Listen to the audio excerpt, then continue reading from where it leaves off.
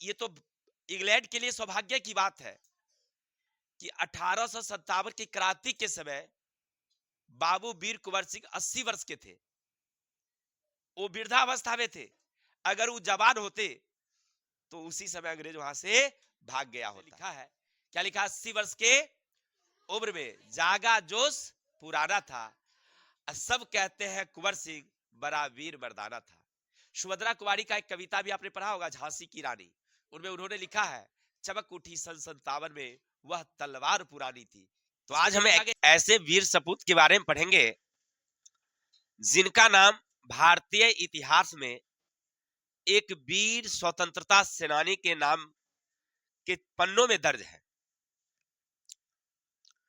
ऐसे वीर सपूत जिन्होंने एक काफी उम्र में, जिस उम्र में लोग रिटायर कर जाते हैं, अपने आप को आराम खोजने लगते हैं, ऐसे उम्र में उन्होंने अंग्रेजों को धूल चटा दिया।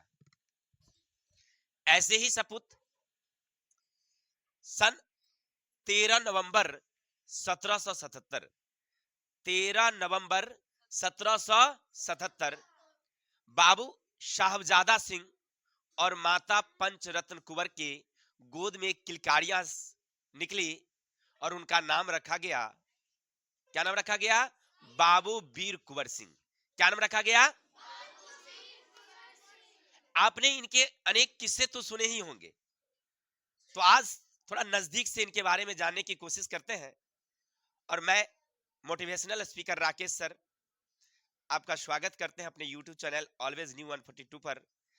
अभी आप देख रहे हैं हमारी चैनल, अगर हमारे चैनल पर नए हैं तो सब्सक्राइब कीजिए, लाइक कमेंट कीजिए और अच्छा लगे अपने 5 मित्रों को शेयर करिए। तो चलते हैं उनके बारे में देखते हैं। कहानी होती है, उस समय हमारे भारत पर अंग्रेजों का आधिपत्य बढ़ता जा रहा था।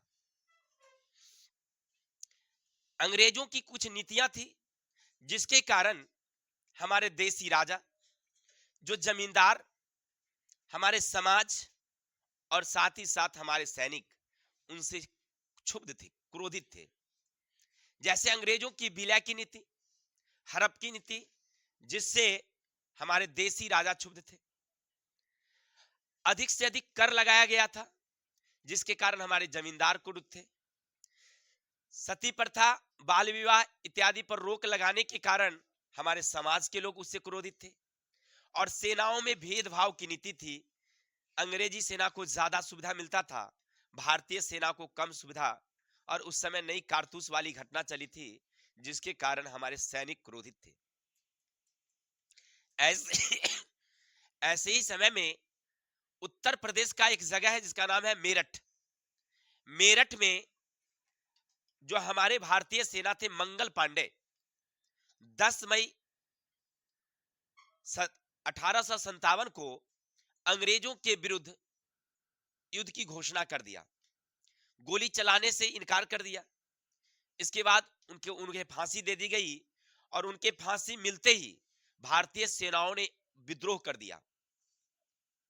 ये तो उत्तर प्रदेश मेरठ में थी, लेकिन हमारे बिहार के लोग कहां पीछे रहने वाले थे। दानापुर में जो अंग्रेजी सेना की फौज थी जिनमें भारतीय सेना थे, भारतीय सेना ने बिगुल कर दिया, यानी अंग्रेजों के विरुद्ध आंदोलन छेड़ दिया। और इन दानापुर सेनाओं का नेतृत्व कर रहे थे हमारे बाबू वीर कुंवर सिंह। उस समय इनकी उम्र 80 वर्ष की थी, यानी 1857 में इनकी उम्र कितनी? 80 वर्ष। इनका घर भोजपुर जिला के जगदीशपुर गांव में हुआ था। इनका जन्म कहां हुआ था? और ये एक बड़े रईस, क्या कहते हैं, राजा के वंशज से, राजा भोज के वंशज। तो उन्हें पैतृक के रूप में बहुत सारा साम्राज्य मिला था। और ये भोजपुर जिला में जगदीशपुर जो गांव था, वहां पर इनकी बहुत बड़ी महल हुआ करती थी जहां से ये राज्य की देखरेख करते थे।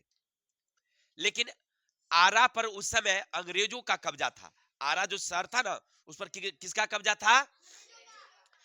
अपने कुछ सीमित साधनों से, अपने कुछ सीमित साधनों से अंग्रेजों पर ये टूट पड़े और आरा जगदीशपुर से उन्हें भागा दिया। किसको? अंग्रेजों को। ये जानते थे कि अंग्रेज से हम सीधा सीधा नहीं लड़ सकते हैं, अंग्रेज से हम सीधा सीधा, क्योंकि अंग्रेज के पास साधन बहुत ज्यादा है और हमारे पास साधन कम है।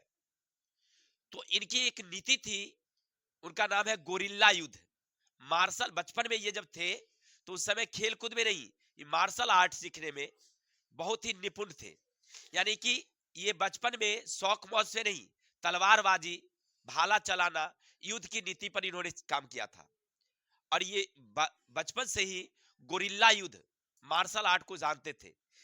तो आरा जगदीशपुर में अंग्रेजों को हराने के लिए इन्होंने गोरिल्ला युद्ध का सहारा लिया, छुपा छुपाई युद्ध। जो आपने वीर शिवाजी का कहानी सुना होगा, वीर शिवाजी के बाद भारत में ये दूसरे व्यक्ति थे जो गोरिल्ला युद्ध जानते थे।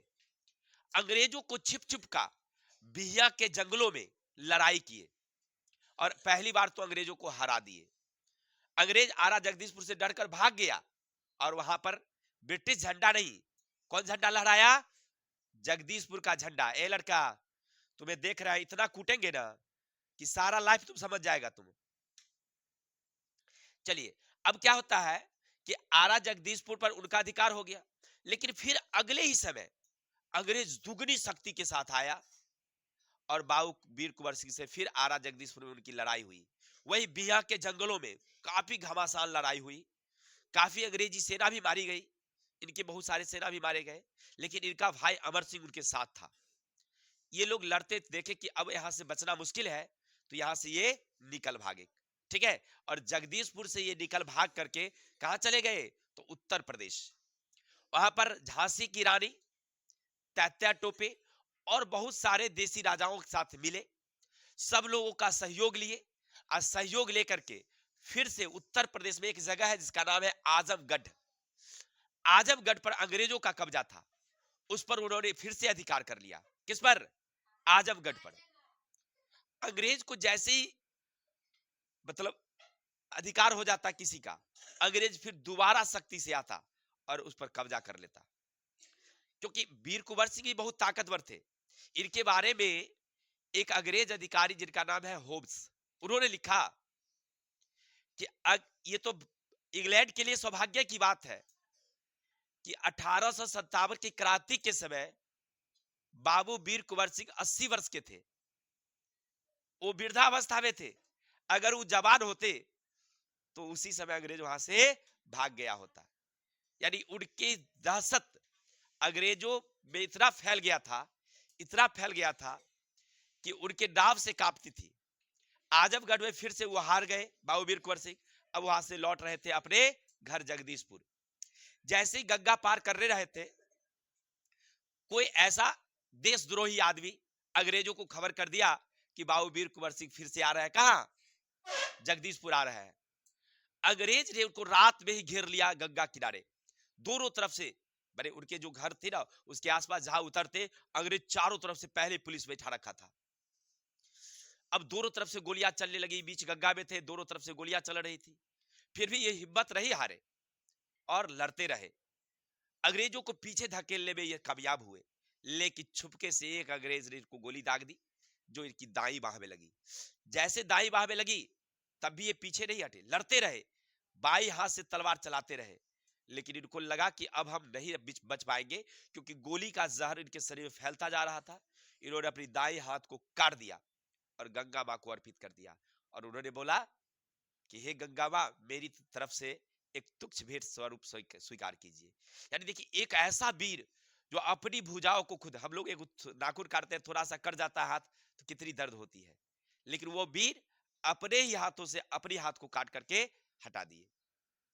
फिर भी बाज नहीं आए, अंग्रेजों को वहां पर पीछे हटना पड़ा। बाएं हाथ से लड़ते हुए अंग्रेजों को वहां पर हरा करके और वापस आए आरा, अपने घर जगदीशपुर। जगदीशपुर पर किसका अधिकार था उस समय? अंग्रेजों का था। अंग्रेजों को वहां पर हरा के और अपनी झंडा फहराया जगदीशपुर पर। यानी जब तक ये जिंदा रहे, अंग्रेजों को अपने महलों में घुसने नहीं दिए। और लेकिन दुर्भाग्यवश हाथ कट गई थी, जख्मी हो गए थे और इनके शरीर से काफी रक्त बह चुका था। 3 दिन की लड़ाइयां थक चुके थे। दुर्भाग्यवश इनकी मृत्यु 26 अप्रैल 1858 81 वर्ष की उम्र में हो गई थी। ठीक है, तो आज हम लोग पढ़ रहे थे बाबूवीर कुंवर सिंह की जीवनी। आपने क्या सीखा? हमारे समाज के लोग कहते हैं "ओ, हमसे नहीं कुछ होने का है, हम तो अभी बूढ़े हो गए हैं"। अरे भाई बूढ़े हो गए, बाबूवीर कुंवर सिंह का तो देखिए कहाँ बूढ़े थे, 80 वर्ष में। इनके बारे में एक कविता है, 80 वर्ष की हड्डी में जागा जोश पुराना था, सब कहते हैं कुंवर सिंह बड़ा वीर मर्दाना था।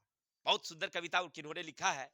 क्या लिखा? 80 वर्ष के उम्र में जागा जोश पुराना था, सब कहते हैं कुंवर सिंह बड़ा वीर मर्दाना था।